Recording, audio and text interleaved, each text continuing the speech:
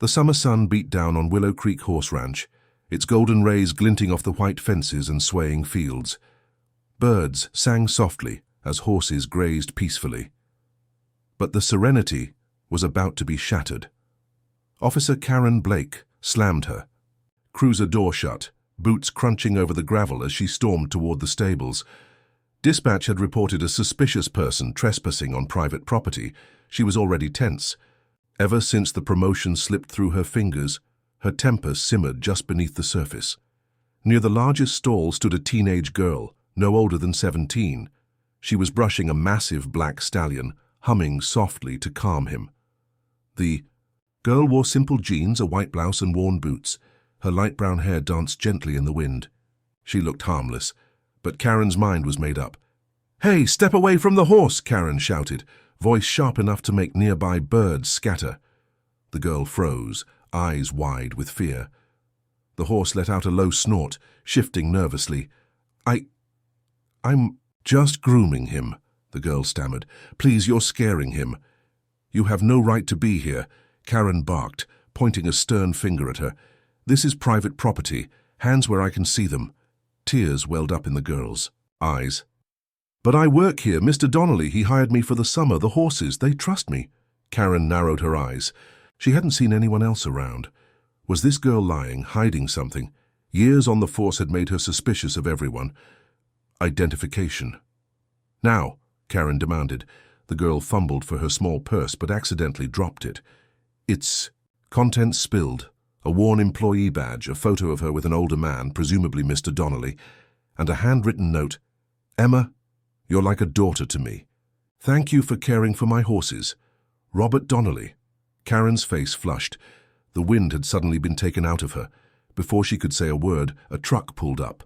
Out stepped an older man with graying hair, Robert Donnelly himself. His face twisted in disbelief as he approached the tense scene. "What the hell is going on here, officer?" Robert demanded. Karen straightened herself, trying to regain authority. "I was responding to a report of trespassing. Found this girl on the property." Robert glared. "This girl is my ranch hand, my most trusted one, and she's done. Nothing wrong. In fact, she saved 2 of my horses during emergencies. You just terrified her and my stallion." Karen's jaw tightened, but her throat felt dry. As Emma wiped her tears, Robert stepped closer. "You owe her an apology." Karen's heart pounded, but pride wouldn't let her speak, not yet. The small town of Maple Ridge buzzed with whispers. It didn't take long for the incident at Willow Creek Horse Ranch to catch fire across social media and the local news. In towns like this, where everyone knew everyone, gossip spread faster than any official report. The headline read, "Local officer screams at innocent teen ranch worker, community outraged." Beneath it, a photo captured Emma wiping tears from her face beside the massive black stallion, while Officer Karen Blake stood over her, pointing aggressively. The image told a powerful story even without words, and the people had opinions, many of them. At first, Karen tried to ignore the noise. She convinced herself that people didn't know the full story, that they hadn't been there, that she was simply doing her job, responding to a suspicious call. But as the hours turned into days, the weight of public opinion grew heavier, pressing on her shoulders. Online forums filled with furious comments. "She should be fired immediately. Poor girl. That officer needs anger management. Isn't this the 3rd time she's lost her temper? Enough is enough." It wasn't just strangers. People Karen had known for years, former classmates, old neighbors, even her barber, started treating her differently. Awkward silences replaced casual greetings. She saw their judging eyes at the grocery store, felt their cold shoulders at the diner. The community's disappointment followed her like a dark cloud. Her phone buzzed constantly, but not with messages of support. Friends distanced themselves. Even her own sister left a voicemail that cut deep. "Karen, you've got to fix this. You're better than this. Please." But the call that shook her most came from Captain Rodriguez. "Karen," his voice was unusually stern over the phone. "We need to meet, now." Sitting across from him in the precinct office, Karen tried to sit tall, but her gut twisted with anxiety. "Look, Captain, I know how bad it looks, But I was responding to a trespassing call. Rodriguez held up his hand to stop her. His expression was unreadable. You lost control, Karen, he said, his voice calm but heavy. You may have followed protocol initially, but you escalated the situation unnecessarily. A teenage girl, a respected ranch hand, crying on camera because of your screaming. This town is furious. Karen opened her mouth, but the words caught in her throat. You know I've backed you before, Rodriguez continued, but this isn't the first time your temper's gotten you into trouble, and this time it's not going away quietly. Karen's heart pounded. She could feel the walls closing in. You're placing me on leave? She asked, though deep down she already knew. Rodriguez nodded. Administrative leave, mandatory counseling. And Karen, I suggest you use this time to reflect. People are hurt, not just Emma. The whole town's faith in us is shaken. As she left the office, Karen felt exposed, like she was being watched by invisible eyes. The uniform she once wore with pride now felt like a symbol of her failure. That night, alone in her apartment, she sat in silence staring at the dim light of her phone screen. The article about her incident stared back. Her name was now tied to shame, her years of service overshadowed by one moment of anger. For the first time in years, she cried. Her mind drifted back to Emma, the terrified look in her eyes, the way her hands shook while she tried to explain herself, the pure innocence in her voice. Karen hadn't seen a threat that day. She had seen a target for her misplaced frustrations, and now the consequences of that moment rippled through both their lives. She buried her face in her hands, whispering into the emptiness, What have I done? Outside her window, the town lights twinkled quietly, unaware of the storm raging inside her. The days after the incident were some of the hardest Emma Thompson had ever faced. At first, she tried to shake it off. After all, she had done nothing wrong. She wasn't trespassing. She was simply doing her job, caring for the horses she loved. But no matter how many times Robert Donnelly and the ranch hands reassured her, the memory of that afternoon clung to her like a shadow. Every night, the scene replayed in her mind, Officer Blake's angry voice, the harsh commands, the sheer panic she had felt standing there with her hands shaking, while Titan, the black stallion, snorted nervously beside her. The fear had gripped her chest so tightly that even now, days later, she found it difficult to breathe whenever she thought about it. The ranch had always been her safe haven. She'd grown up just down the road, and when Robert had offered her the summer job, it had felt like a dream. Horses didn't judge her. They didn't raise their voices or demand explanations. They simply needed care, patience, and trust. But now, even here at Willow Creek, the tension was thick. Whenever Emma walked into the stable, some of the ranch hands fell silent. She knew they weren't being cruel, but they whispered, exchanged glances, and avoided her eyes. Some were frustrated that the ranch was attracting so much attention because of her. Reporters showed up at the gate nearly every day, and a few helicopters had even hovered above the ranch, snapping photos. The pressure mounted with each passing hour. Strangers began showing up at her house too, journalists hoping for exclusive interviews. Some offered money. Others pretended to be concerned citizens wanting to hear her side. But their faces all carried the same hungry look, one that cared more about the story than her well-being. Her phone buzzed constantly with calls and messages. Some were kind, offering support, but others were cruel. Why did you have to ruin that officer's career? You probably exaggerated everything. You should be ashamed. The words stung. Even though she hadn't asked for any of this, some people blamed her anyway. Emma withdrew further into herself. She stopped going to the diner where she used to enjoy her morning pancakes. She declined invitations from friends. She even started showing up at the ranch earlier than anyone else, hoping to avoid interactions. Robert watched all of this with growing concern. One afternoon, as she quietly groomed Titan, Robert approached her with a gentle voice. Emma, honey, you don't have to keep pushing yourself, he said softly. If you need to take some time off, I'll understand. She shook her head quickly. No, I can't leave them. They need me. Titan still gets nervous if someone new tries to brush him. Robert placed a hand on her shoulder. I know you're strong, Emma, but you've been carrying a heavy burden. Alone. Tears welled in her eyes again. She hated crying, but lately it seemed impossible to hold it back. I don't understand why she yelled at me like that, Emma whispered, her voice trembling. I was just doing my job. I wasn't doing anything wrong. Robert's heart broke for her. Sometimes people lash out because of what's inside. Them not because of what you've done, but it was never your fault. As the sun dipped behind the hills, casting a golden glow across the ranch, Emma looked at Titan, who nuzzled her arm, as if sensing her pain.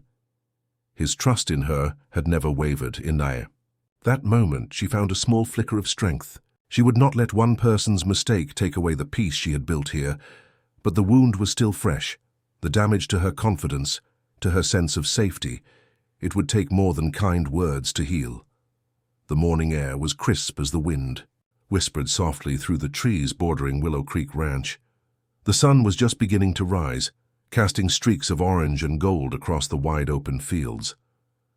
Birds sang in the distance. To most, it was just another peaceful day. But for Officer Karen Blake, it was the most difficult morning of her life. She sat inside her parked cruiser on the edge of the ranch's long gravel driveway, gripping the steering wheel so tightly that her knuckles turned white.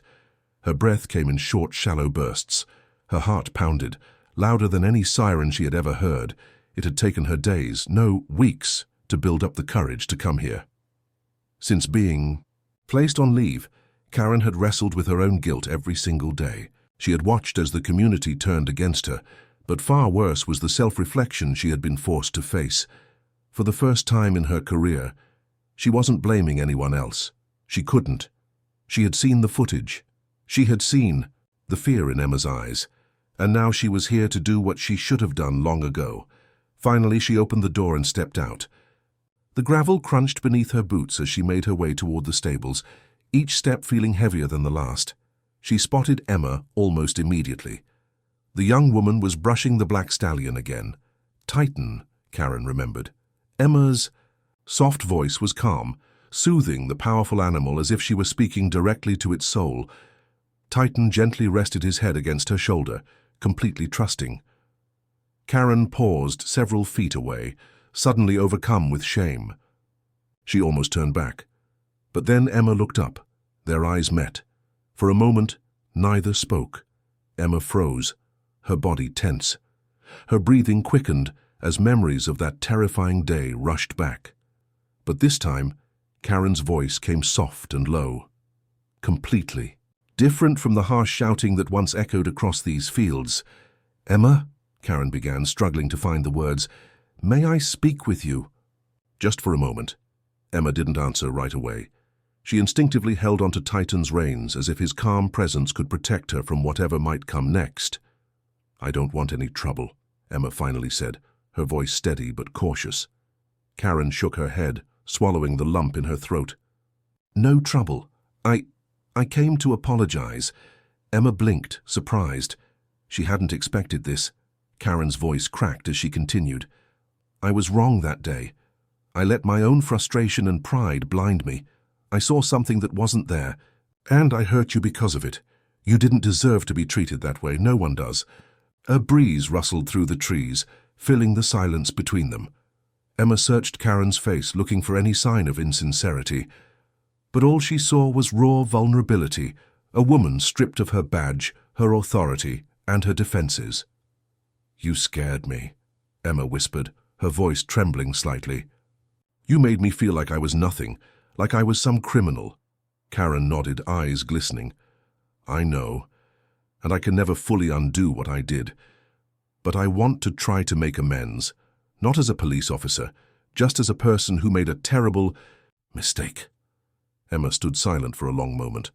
She could feel Titan nuzzling her arm gently, as if urging her toward compassion. Finally, she exhaled. "You love horses?" Karen gave a faint, tearful smile. "I've always admired them, but I've never really known how to handle them." Emma hesitated, then softly said, "Then maybe you can start by learning. Horses forgive, but only if you're patient. People are kind of the same." Karen's eyes widened, surprised by the offer. She wasn't expecting grace, especially not today. "I'd like that," Karen whispered, her voice thick with emotion. "If you'll have me." For the first time in weeks, A small, genuine smile spread across Emma's face. She nodded. Let's start with Titan. As the two walked toward the stall together, side by side, a quiet sense of healing settled over Willow Creek Ranch. It was the beginning of something neither of them had anticipated, a fragile bridge built from broken pieces. The weeks that followed marked a quiet transformation, both for the ranch and for the two women who had once stood on opposite sides of fear and anger. Karen arrived at Willow Creek every morning, no longer as an officer, but as a student. She swapped her police uniform for jeans, boots, and a simple shirt, blending into the rhythms of the ranch. She was no longer there to give orders, but to listen, observe, and learn.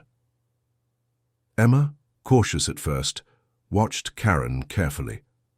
The fear she once felt had faded, replaced now with a guarded curiosity. But every day that Karen showed up, humble and eager to learn, the weight on Emma's chest lightened. Their first lesson began with Titan.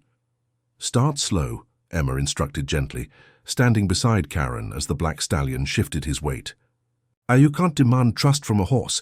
You have to earn it. Karen nodded, carefully running the brush down Titan's glossy coat. Her movements were stiff at first, but Emma placed her hand over Karen's, guiding the brush with a soft, fluid motion. Feel his breathing, Emma whispered. When you're calm, he'll be calm.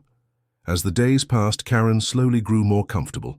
She learned to read Titan's body language, the flick of his ears, the swish of his tail, the subtle shifts in his posture. And in those moments, she realized how blind she had once been to human emotions too. You know, Karen admitted one afternoon as they mucked stalls together, I thought being a cop meant controlling every situation. But I never realized how much I was losing control of myself. Emma glanced at her, thoughtful. Sometimes it's not about control. It's about connection. Karen smiled softly. You've taught me that, more than any training ever did. Word of their growing friendship quietly spread through town. The same community that had once whispered in disgust now watched with cautious optimism. At the diner, people who once looked away when Karen entered now nodded politely. Some even offered small words of encouragement.